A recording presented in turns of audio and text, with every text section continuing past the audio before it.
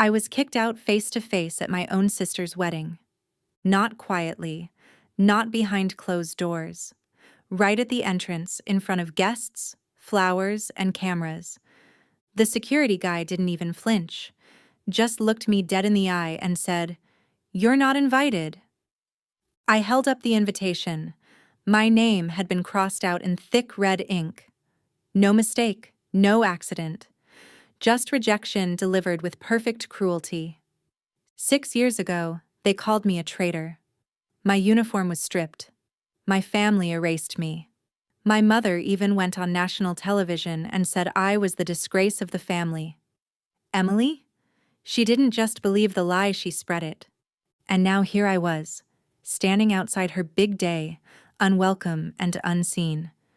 But I didn't come to beg. I turned around, walked down the driveway, and slipped off my coat. And there it was, 4 stars gleaming on my shoulders. I didn't need to be invited. I came to show them who I became without them. Before I share my story, I want to know you are here with me. Just say, "listening" in the comments, or let me know where you are. I love hearing how far my story reach. Don't forget to subscribe and join me on this journey where the unspoken feelings of the past finally find their voice. Sometimes, even the smallest connection can make a story feel heard. Thank you. And now, here's my story. I was kicked out face to face at my own sister's wedding. Not quietly, not behind closed doors, right at the entrance in front of guests, flowers, and cameras.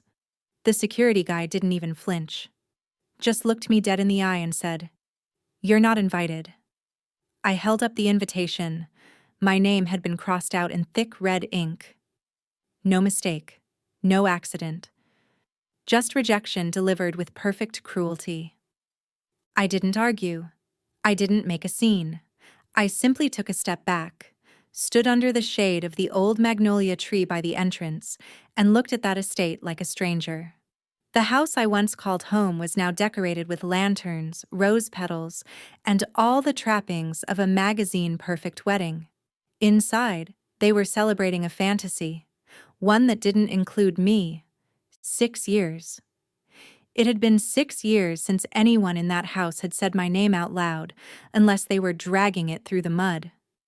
I remembered the press conference like it was tattooed into my skull. My mother, Margaret Bennett, standing stiff beside a suited attorney, looking every inch the grieving matriarch. "Our family does not condone betrayal," she'd said into the microphone, her voice cold and rehearsed. And Emily? My sweet baby sister, the one I used to braid hair for, cover for when she snuck out at night, sat on a talk show stage in a white blouse and fake tears saying, "I don't speak to her anymore. She doesn't represent this family." The world applauded her bravery. My silence wasn't bravery, it was survival. I had been Major Sarah Bennett until I was accused of leaking classified intel to a foreign actor. It wasn't true. None of it. But the headlines didn't care, and neither did my family. The army stripped me of my rank. The press called me the fallen daughter of the Bennetts. My own mother went on national television and said I was the disgrace of the family. They made sure there was nothing left of me. I turned from the gate, walked a few paces down the driveway, just far enough from the crowd. No one followed. No one noticed. I paused, then slowly slipped off my coat.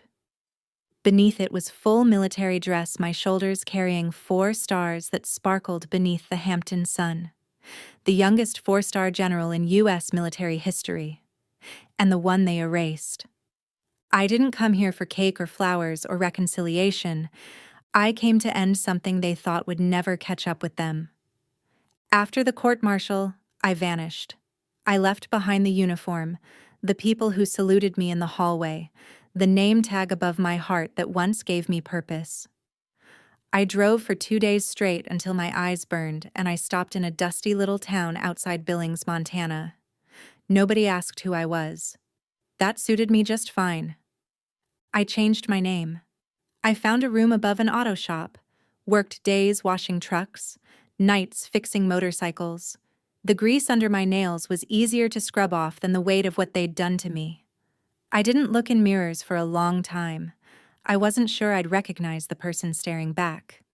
There were no calls from home, no messages from Emily. People I used to lead into war sent sterile emails that said things like, "We've been advised not to contact you further." Friends turned their backs with military precision. Then one afternoon, while I was hunched over a Ducati chain that kept slipping, I heard the unmistakable thud of combat boots on concrete. I didn't look up at first. I thought maybe I was imagining it some phantom echo from a past life, but the shadow that fell across the garage floor didn't disappear. I lifted my head. It was Colonel James Carter, my former CO, my mentor, the only man who ever demanded more of me than I thought I had. "You think you're dead?" he asked, eyes scanning the cluttered space. "Because they sure as hell act like you are." I wiped my hands on a rag, too stunned to speak. "I never believed what they said about you," he continued. "And I've got something only you can do." He explained that he was assembling a covert task force, black ops, off books, no uniforms, no fingerprints. Directly under the Pentagon's most classified department. The kind of team that went in when everyone else walked out. I stared at him. "What about the law?" He didn't blink. "We're not talking about courtrooms. We're talking about threats no one even knows exist. You want redemption? This is where you earn it." I didn't answer him that day, but that night I saw a photo on the news of Emily grinning at a gala, arms looped through Ethan Caldwell's. The segment called her a rising fashion icon with military roots, as if her image now held the family honor I'd been cut from. She was being celebrated for what I'd once died inside to protect. I said yes. My first mission was in Syria. High-value extraction. One of our informants had been captured. We went in under the radar. No flag, no backup. The intel said he was just a mid-level contact, but when I pulled him from the holding cell, he wasn't a minor player. He was a U.S. scientist contracted for defense research. As we exfiltrated, he passed me a USB hidden in his boot lining. "If I don't make it back," he rasped, "this can't disappear." Back at the base, I loaded it into a secure laptop. The first line on the folder directory hit me like a punch to the throat. Caldwell Holdings, confidential link to Gulf Nexus Network. I froze. Ethan Caldwell, my sister's fiancé, was listed as CEO of Caldwell Holdings. The man about to marry my sister wasn't just some ambitious tech bro. He was sitting at the top of a financial funnel connecting U.S. assets to an international crime syndicate. And suddenly, the scandal that ruined my life didn't look like an accident. It looked like a setup. And I was ready to burn the whole thing down. Jordan's heat didn't come in waves. It pressed against your chest like the weight of every secret you ever buried. Our base was buried beneath a hill of dust and concrete, invisible from satellites, protected by silence and layers of authorization most people would never know existed. It was the kind of place where things got done and never got spoken of again. In the months that followed my first operation in Syria, I was thrown into mission after mission, each one more dangerous and classified than the last. We raided a terrorist compound in northern Afghanistan that was running tactical drones through backdoor channels. We intercepted chemical shipments in Yemen before they reached rebel hands. We dismantled a shadow finance network in the UAE that funded everything from civil wars to arms deals. I didn't use my real name. In this world, I was simply Maverick. No past, no stain, no family name to carry. Only results. And in this world, results spoke louder than scandal. But even in this cold clarity, I couldn't sleep. At night, after mission debriefs, after my boots were finally off, the silence would creep in. That's when the old images came back. I saw myself at 17, standing in the hallway of my high school principal's office, listening to my mother say, "Sarah can go to community college. Emily deserves the honor program spot." I stood still. I nodded. I always nodded. Because I believed that being the older sister meant swallowing what hurt so Emily could shine. Funny thing about swallowing pain, it doesn't digest, it hardens, and it waits. One night, I opened a locked storage drive in our encrypted terminal and started rereading my own case file, the official charges, the evidence, the statements from my unit. I remembered the soldier who accidentally input the wrong file code that got traced back to me, the one who conveniently vanished from duty weeks later. The further I read, the more the inconsistencies screamed, so I requested a private investigation through our internal counterintelligence lead. Quiet, discreet. But I wasn't quiet inside. Then, one day, Ryan Torres showed up. He was a lieutenant now, clean uniform, fresh scars behind the eyes. We hadn't seen each other since before the scandal. He walked straight into my office, shut the door, and said, "I think it's time I show you something." He pulled a flash drive from his breast pocket. I kept this. I didn't know if it would help. But now, I think it will. I plugged it in. The file was grainy, but clear. A private conversation, recorded in a field tent months before I was discharged. The voice was unmistakable Staff Sergeant Marcus Vance. I didn't have a choice. Caldwell Holdings paid $200,000 to pin this on Bennett. Said it was handled from higher up. I just followed orders. My hands went numb. My stomach twisted into something brittle. I replayed it 3 times. I don't know what broke me more, that they'd sold me out, or that no one from my family ever once asked, "Did you do it?" The next morning, James called me in. His tone was flat. His eyes weren't. "They've approved the promotion," he said. "What promotion?" He pushed a folder across the desk. Inside was a sealed memo stamped, "Confidential, immediate enactment." My name was typed at the top. Below it, a title, General, 010, United States Army. I stared at it for a long time. The room was silent. Then he pulled another envelope from his desk and handed it to me. It was an invitation. Ivory paper, gold trim, elegant handwriting. Emily and Ethan, request the honor of your absence. My name, Sarah Bennett, was printed, then manually slashed through in red ink. A note scrawled in cursive underneath. No need to come. I stared at the 4 stars embroidered on my new shoulder boards, then back at the invitation. They still didn't know who they were dealing with. I wasn't coming to celebrate. I was coming to finish something. The air in the Hamptons felt thin compared to Jordan. The kind of air that carried money in it. The kind of air where the grass stayed green all year, where nothing truly wild ever grew. I arrived just as the sun began to tilt west, casting a gold sheen across the manicured hedges and marble paths. This time, I wasn't wearing a coat. My uniform was pressed to perfection. My boots shined like glass. My hair was braided, coiled, and pinned into regulation form. The silver stars on my shoulders caught the light the second I stepped past the hedges. The guards at the gate blinked when they saw me. This time, they didn't speak. They simply stepped aside.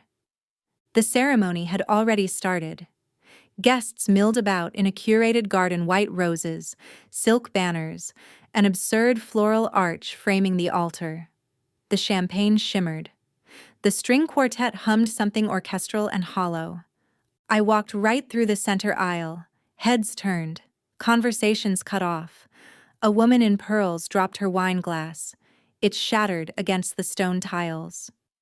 Margaret stood near the champagne table, dressed in navy silk, her signature brooch pinned to her chest. When her eyes met mine, her expression faltered. For once, she looked exposed. "Sarah?" she whispered, like my name was a ghost. "Mother," I said softly, "I came to offer my congratulations." Emily turned then. She was radiant in white lace, her hair curled and pinned with diamonds. Her face contorted the moment she saw me. Her lips trembled, but her hands clenched into fists. Ethan, standing beside her in a crisp black tux, tightened his grip on her hand. He didn't say a word, but his eyes locked on the stars on my uniform. I smiled at a stranger beside me. "Lovely weather for a wedding," I said. Photographers, initially confused, started clicking. I turned to one. "You'll want to get a good shot. It's not every day the U.S. Army crashes a party." Emily began pulling Margaret toward the reception tent. I raised a hand. "Before you go, I have a gift for the happy couple." I pulled a small black USB drive from my pocket. Ethan's face lost all color. "This contains a few recordings," I said evenly, "from a dear old colleague, Lieutenant Ryan Torres. It includes a confession from the man who falsely implicated me, paid off quite generously by Caldwell Holdings." A ripple moved through the crowd. Cell phones came out. Whispers thickened into murmurs. Emily's voice cracked as she stepped forward. "Don't believe her. She's always had issues. Mental ones." I tilted my head. Is that what Ethan said when he wrote me an apology letter 3 months after I was discharged? Because I still have that email. Time-stamped. Signed. A balding man in a tuxedo stepped forward. "I represent the investors of Caldwell Holdings," he said. "Are these accusations credible, Mr. Caldwell?" Ethan looked ready to vomit. Emily hissed, "We need to call a lawyer." Now. I turned to Margaret. She hadn't moved. Her knuckles were white around her glass. "I never needed your apology," I said. "But I need you to know I survived. More than that, I outranked everything you tried to bury me under." I faced Emily. "Today is still your wedding day. Continue it however you'd like. I won't stop you." And with that, I turned my back on the crowd. This time, they didn't look away. They watched me go. And for the first time in years, they saw me. I sat in the back of my government-issued black SUV, parked 2 streets down from the Bennett estate. The echoes of clinking glasses and fake laughter were long gone. The wedding lights still glowed in the distance, too far to touch me now. My uniform jacket lay folded beside me on the seat. I reached into the glove compartment, pulled out my encrypted laptop, and opened a folder labeled Project Maverick. It held everything, every mission I'd completed since disappearing from public life. Every internal file, redacted memo, and intercepted transaction we had traced back to Caldwell Holdings. But it was the subfolder I'd only recently noticed, one labeled Personal, that made my fingers freeze above the keyboard. Inside it, financial documents going back 6 years, including a wire transfer from a Department of Defense education fund to a private scholarship account titled Emily B. Education Trust. I opened the file. My name was on the application form, my signature, my service ID. None of it written by me. My mother had used my identity, my service credentials to secure military family aid, not for me, but to send Emily to school. Aid that was meant to honor fallen or disabled soldiers. Aid I never knew we'd applied for. I had never signed a thing. I sat there in the dark, letting the car hum beneath me. Rage burned somewhere deep in my stomach, but it wasn't the sharp kind. It was the slow, tired kind, the kind that grows when betrayal no longer surprises you. I clicked to the next file, a photo, low resolution but clear enough. It showed Emily in a glass-walled office, seated beside Ethan Caldwell and another man. I zoomed in. I knew that face. I hadn't seen it since the day he handed in his weapon and vanished without a trace. Staff Sergeant Marcus Vance, the man who'd tampered with the secure code 6 years ago. The man whose error had conveniently been blamed on me. The man whose testimony never appeared during my trial. The man I'd believed dead, transferred, or scrubbed from every record. He wasn't gone. He was working for Caldwell Holdings now, his job title, Director of Special Operations. I felt the bile rise in my throat. I tapped into my satellite phone and dialed Ryan Torres. "You still have the original recording?" I asked. My voice was raw. "I do," he said without hesitation. "The full one, not the clipped version I gave you. I can back every second of it." "You willing to go on record?" Ryan paused. "If it helps clear your name, yeah, I'll do it." I leaned back in the seat. Somewhere in the distance, a firework cracked in the air. Celebration, still echoing. I remembered being 18, standing in my room with a college acceptance letter in my hand. I'd saved up for the application fee. Princeton. I had made it. But that same day, Mom sat me down and said, "Sarah, we can't afford to send both girls to private schools. You're strong. You'll be fine in the service." I believed her. I'd always believed her. I opened my old military email, long since decommissioned but still partially accessible through backdoors I wasn't supposed to have. One message sat in the junk folder, marked unread. Sent years ago. "Sarah, don't take the March assignment. Someone's setting you up. James." I stared at it. My chest went still. I called James. "You sent it?" I asked, voice barely steady. "Yes," he said quietly. "I sent it 3 days before they charged you. But your account was already compromised. I didn't realize they'd blocked it until after the court-martial." He paused, then added, "I failed you. I knew something was wrong and I didn't push hard enough." I closed my eyes. The silence between us felt like years. "But we can end it now," he said. "I've sent everything we have to the FBI, full cooperation. They'll be at the estate tonight." I didn't respond. I simply closed the laptop and stared into the dark. Not as a victim. Not anymore. As a soldier with unfinished business. I crept back into the estate from the east garden through a side path I used to sneak down when I needed air as a teenager. The scent of rosemary still lingered by the windowsill, but everything else felt colder, quieter. I walked barefoot down the hallway lined with portraits. The marble floor no longer felt like mine. In the old reading room, I found Margaret. Alone. The party had ended. Guests had filtered out, and she sat in the leather armchair with a half-empty brandy glass, staring into the dark. She didn't flinch when I entered. "What do you want?" she asked without looking up. "A real answer," I said. "Why didn't you ever ask me if I actually did it?" She swirled the glass. "Because I didn't want to know the truth." I pulled a folded sheet from my pocket and laid it on the table. The 2012 Education Fund transfer, bearing my forged signature. "You used my name," I said, "to send Emily to school, without my permission." Margaret's eyes didn't move. She set the glass down and leaned back. "Emily needed it more. You always managed. You were built from steel. She wasn't." "She wasn't?" I whispered, my voice catching. "So you bet against me. And when I fell, you didn't even flinch." Margaret turned toward me, her expression unreadable. "When Ethan came to us with that video, I believed him. I thought by cutting you off, we could protect what was left of the family name." I swallowed hard. "And Emily? Did she believe it too?" "She knew," she said quietly. "She knew it wasn't true." My lungs went tight.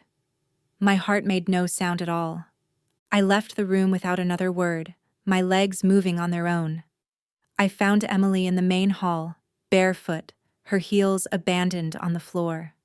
Her makeup was streaked, her wedding hair already falling loose. She turned when I stepped in. "You came back to ruin my wedding?" she said bitterly. "No," I replied. "I came back for the truth." Her laugh was thin and cracked. "You've always loved being the martyr, the noble one. Do you know how exhausting it was growing up in your shadow? Always second best? I never tried to compete with you. That's the worst part, she snapped. You didn't have to. You just existed. Everyone loved you without effort. Me? I had to claw for every scrap. I crossed my arms. And that's why you let them destroy me? She looked down. Her voice dropped. When Ethan showed me the plan, I didn't say no. I told myself it was temporary, that it would blow over. But then you vanished. And everything got easier. For me. She looked up, her eyes glassy. For once, I didn't have to compete. I stared at her. You do realize I nearly took my own life that year, right? Her face went blank. What? I almost swallowed a bottle of pills, in a motel room outside Boise. The only thing that stopped me was a knock on the door. A noise. I don't even know who it was. I paused. But that silence you enjoyed so much? It nearly killed me. She looked shaken, for the first time, truly afraid. I didn't know, she whispered. I didn't think it got that bad. You didn't want to know, I said. Just like Mom. The silence sat between us, longer than I'd ever let it before. I turned to leave. Sarah, she called after me, voice small, but I didn't stop. I'd said what I came to say, and for the first time in my life, I didn't look back. Back in the car, I opened my laptop. The night outside was thick with silence, but my mind was sharp, unshakable. My fingers moved fast across the keyboard, compressing years of pain into a digital package. I gathered the audio Ryan had recovered, the forged transfer documents, Ethan's apology email, the memo James had sent years ago that never reached me, all of it. I encrypted and labeled the folder with a name that felt right, Redemption. I dialed James. He picked up on the second ring. San Sang Chua? I asked. FBI will be there at exactly 10:15, he said. Everything is signed and sealed. But there's one thing left. You need to pull Ethan aside. Make sure it's him they grab. Make sure he can't hide behind a crowd. I didn't hesitate. Understood. I closed the laptop, slipped it into my briefcase, and stepped out into the crisp air. The estate looked different now, less grand, more vulnerable. I found Ethan at the bar inside the reception tent. He was laughing with a group of his friends, all holding glasses of scotch like they were untouchable. I walked up behind him and said quietly, "We need to talk. Privately." He looked annoyed at first, but the tone in my voice made him straighten. "Fine," he muttered, and followed. I led him to the old greenhouse at the edge of the garden, the one Emily and I used to hide in as kids, planting mint and rosemary for Grandma's soup. It was empty now, dark except for a single light above the doorway. "What is it you want?" he snapped. "More drama?" I looked at him. Really looked. "I want you to see me. Not the woman you tried to bury. Not the headline. Me. The person you tried to destroy who still made it out alive." He sneered. "You won't prove anything. None of it will hold." I clicked a button on my phone. The recorder blinked red. Ethan leaned forward. "You know what's funny? I never thought the money transfer would get flagged so fast. Should have run it through Dubai first." Then he froze, realizing. I smiled, slow and cold. "Thanks for confirming." I reached up and unclipped the small, unassuming pin from my lapel. It blinked blue. A live feed. Recording everything. That's when we heard it. Sirens. Not the kind that echo from a distance. The kind that descend fast, with intent. 2 black SUVs rolled into the driveway. Men and women in dark jackets emerged with precision, marked with bold letters, FBI. Ethan bolted. He didn't get far. Agents closed in from every direction, pinning him to the ground. The guests screamed. Some ran. Most just watched in stunned silence, phones already recording. One of the agents approached me. Tall, lean, with sharp eyes under a familiar brow. "General Bennett?" he said. I looked up, blinking. "Petty Officer Langston?" He smiled. "Didn't think I'd see you again outside Black Ops." "Likewise," I said. He nodded toward Ethan. "We've got everything. You did good." I turned slowly toward the house. Margaret stood frozen at the top of the stairs.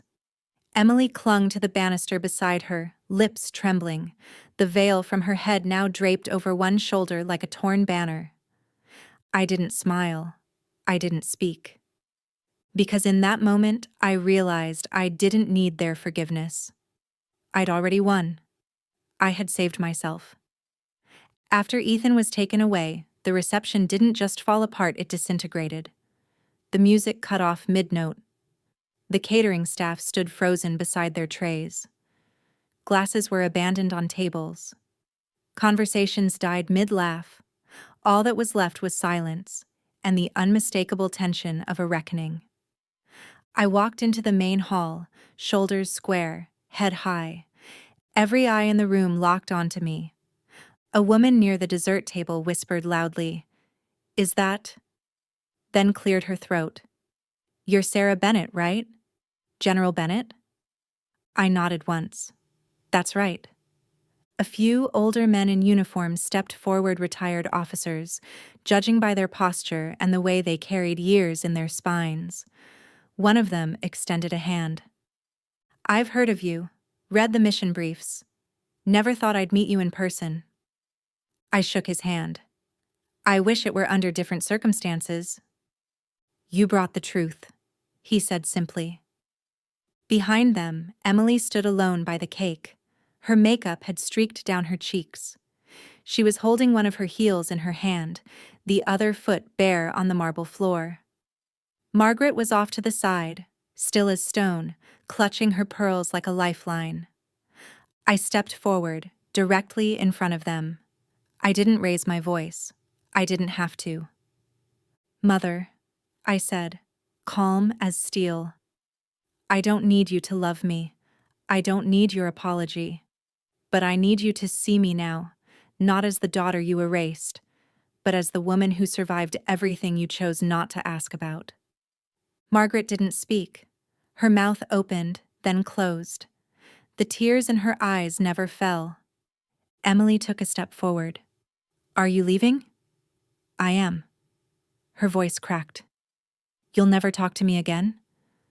"I didn't come here to punish you," I said. "You made your choices. I just exposed them. You'll live with the echo of every lie you helped protect. That's enough." I turned and walked away. The crowd parted without being asked. As I neared the grand front doors, I heard small footsteps behind me. "Excuse me," a tiny voice called. I turned. A little girl, maybe 7 or 8, stood near the entrance, gripping the hem of her dress. "I saw you earlier. I want to be like you when I grow up." I knelt to her height. "You be better," I said gently. Then I reached up, unpinned one of the silver stars from my shoulder, and placed it carefully into her hand. She held it like a treasure. I rose, turned back toward the doors, and stepped into the night. But this time, I didn't leave like a shadow. I walked away like a storm finally passing. Not broken, not bitter, but finished and free. A week after the wedding, I sat in a secured hearing room at the Pentagon. On the table before me was a stamped folder. "Sarah Bennett, Military Disciplinary Case, 2019, officially nullified." A voice at the head of the table read into the record. "On behalf of the Department of Defense, we offer our sincere apology for the damage done to your honor, your mental health, and your career. Your record will be fully restored, and your commendations reinstated." I didn't smile, I just nodded. Maybe it was too late for relief, or maybe I'd simply outgrown the need for their validation. Outside, waiting in the hallway, was James Carter. He gave a slight grin. "They're preparing to award you the Medal of Freedom." "I don't need a medal," I said. James replied, "But justice does." I left Washington that afternoon and drove through the rust-colored woods of Virginia, heading back to where it all started. The Bennett estate sat silent in the dusk. No wedding, no laughter, no lights. Just stone and shadows. On the front step, I found a cream-colored envelope sealed with red wax. No name. Just a handwritten note inside. "I'm sorry. Truly sorry. E." It was from Emily. There was no number, no email, just that single line. I didn't know if it was remorse or fear, but I knew it was real, and real mattered. I stopped by Ryan Torres's base. He met me outside, still in uniform, eyes steady. "What you did, Sarah. It's changing how we handle disciplinary reviews. You made them rewrite the rules." I smiled faintly. "I don't want them to remember my name. I want them to never repeat what they did to it." A few days later, James showed me a classified report. Ethan Caldwell had confessed to everything: international money laundering, falsified records, bribery. The net widened, implicating multiple officials. "They want you to lead Operation Scorpion," James said. "Clean house from the inside out." I stayed quiet for a moment, then asked, "If I say yes, will I get to do it my way?" James met my eyes. "You're not a soldier anymore, Sarah. You're the commander." 1 month later, I stood on a coastal bluff in Northern California. This was the place where I'd completed my first field exercise as a junior officer before the stars, before the scandal, before everything broke. Wind tore through my coat. The Pacific crashed below. My hand rested on a small wooden box. Inside it, 4 silver stars. I traced each one slowly. They weren't just ranks. They were scars. They were fights survived. Names remembered. Prices paid. I thought of my mother. Maybe she was watching the news. Maybe she finally saw who I really was. Or maybe she still believed her version of me. I didn't need to know anymore. I thought of Emily.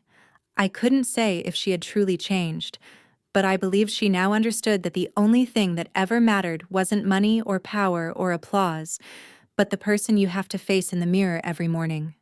I placed the stars gently back into the box, then set it down on the earth. I didn't burn it. I didn't throw it. I simply let the wind take whatever it wanted. Then my phone buzzed. A secure message from the Department of Defense lit up the screen. "Operation Scorpion approved. Requesting lead command. General Bennett ready?" I didn't answer right away. I looked out over the waves. There was no one around. No voices to silence me. No hands pulling me back. Just me, no longer bound by shame, no longer defined by titles or pain. I walked back to the Jeep parked near the ridge. Got in. Turned the key. The GPS blinked to life. Next objective classified. I didn't look back. I didn't have to. Because for the first time, I wasn't someone they could erase. And I didn't need to prove it anymore. I was already living it. That's all I have for now. Thank you for staying with me through every step of this story. If you've ever been called something you knew you weren't, if you've ever had to rise from a place where you were buried instead of celebrated, if you've ever stood alone in a room full of people who were supposed to love you and still chose to keep walking forward, or even if you haven't lived it yourself, but your heart understands what it means to survive betrayal, to reclaim your truth, and to keep moving with quiet strength, just comment yes below, because sometimes healing doesn't begin with answers. It begins with acknowledgement. Sometimes it's not about fixing the past, but about finally letting go of the weight you were never meant to carry. Share your story, or just sit with mine for a while. Either way, you're not alone. Not here. not anymore. Until next time, take care of your heart. And remember, being seen, even by strangers, can be the beginning of coming home to yourself.